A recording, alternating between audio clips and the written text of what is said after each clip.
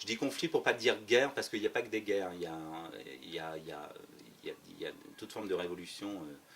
Toute forme de révolution fait partie d'un conflit. La révolution orange en Ukraine, enfin ce qui s'est passé en Roumanie en 89, tout ça je l'ai couvert.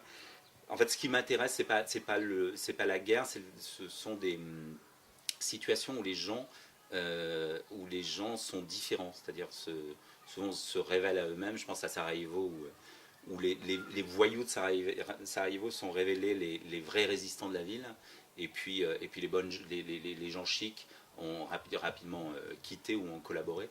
Donc c'est la vérité des gens dans la guerre ou dans un conflit qui m'intéresse, c'est-à-dire il n'y a plus de masques, les gens ne prennent plus la peine de mettre un masque parce qu'ils ne savent pas si le lendemain ils seront toujours en vie.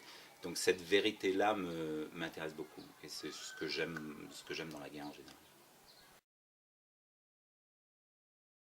La peur existe, il faut l'écouter, et puis parfois prendre la décision ouais, mais c'est parfois difficile parce qu'on est quand même extrêmement passionné.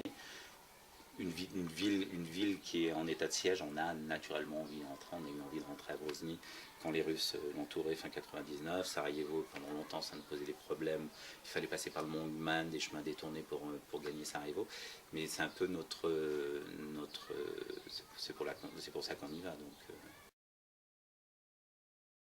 Et la tension est permanente et on vit avec cette tension, donc on a du mal à se détendre. Ça prend effectivement 2 à 3 jours. Il faut absolument faire l'effort de revenir rapidement, de s'intéresser à une facture d'électricité. Moi j'ai de la chance, les impôts viennent d'arriver, il faut que je fasse ma déclaration.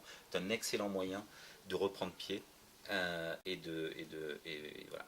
Il faut écouter sans ironie, sans morgue et avec intérêt le discours d'une copine qui vous raconte les dernières facéties de son jeune dernier, ou les problèmes d'amour d'un copain qui vient de divorcer.